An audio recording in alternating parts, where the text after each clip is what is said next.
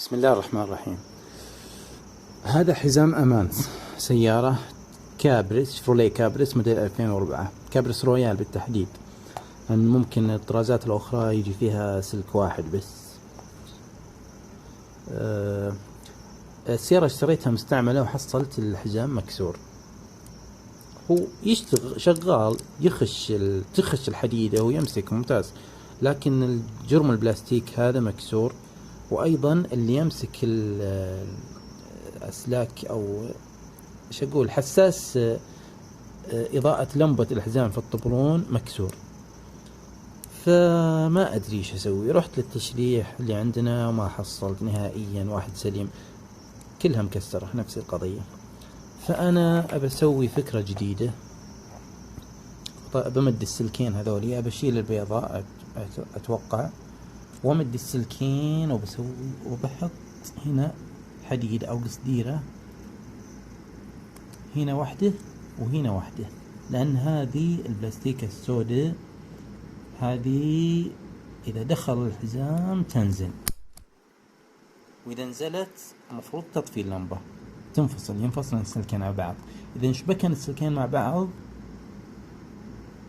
تولع اللمبة كذا. يعني إذا فصلنا الحزام تنشبك هذه السوداء مع الحمراء فتنشبك. بحاول أسويها إن شاء الله وبأرجع أكمل المقطع. وتمت المهمة بنجاح الحمد لله. طبعا بغيت أعدمها كلها لكن الحمد لله. ايش سويت؟ شلت الأسلاك هذه، قصيتهن أو شلت البلاستيكة اللي كانت هنا، ومديت سلكين ثانيات بطول بسيط، يعني يكفي بس لين نخلص ذا الشغلة. السلكين موجب وسالب.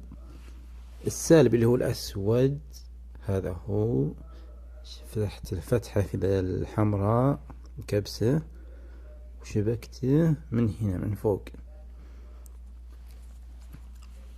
والموجب الأحمر من هنا ولويته هنا على هالبلاستيكة، وهذا كذلك لويته على الحمراء.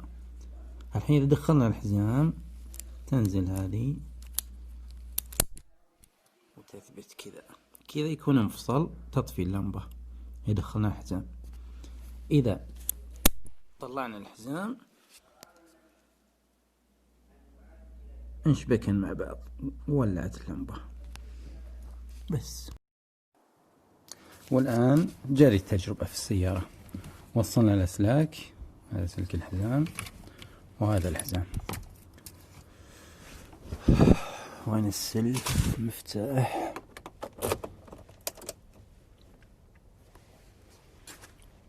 لا لازم نشغل الظاهر،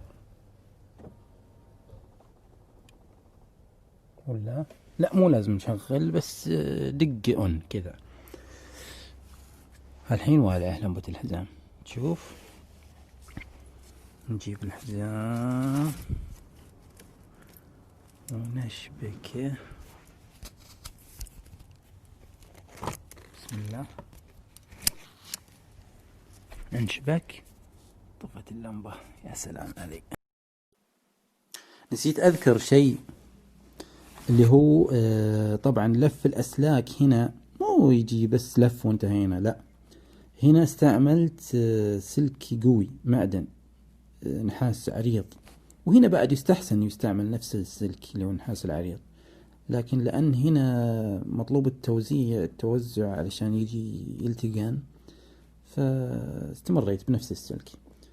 السلك هذا الأحمر يفضل أنه يكون سلك نحيف مرة لأن عشان يكون مرن مع حركة هذه نزولها وصعودها. بالكواية سويت هنا فراغ صغير من تحت ومن فوق علشان يمسك فيه السلك هذا إذا لفيته. الحمراء أيضا نفس الكلام، بالكواية فتحت من هنا فتحة تجي من هنا من تحت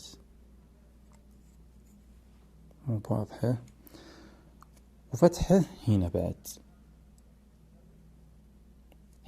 هنا عشان يدخل السلك من تحت ويطلع من فوق، وهنا علشان ألفه هنا. طبعا ما قدرت ألف إلا لفة واحدة بس تكفي، لفة واحدة. وعندي زرادية اللي تجي راسها دقيق، ربطت هذا وربطت هذا، ربط مو قوي، لا ربط بس عشان بس يمسك خلاص، لأنك لو ربطت أكثر بينقطع السلك، يتقطع وممكن يصير شيء آخر. لذلك يعني نخلي الموضوع بس بهالشكل هذا إن شاء الله يستمر. أن الحزام في التشليح عجزت تلاقيه، كله يكون يابس ومتكسر نفس الشيء. لقيت واحد والله جديد مو يعني ما تكسر سليم،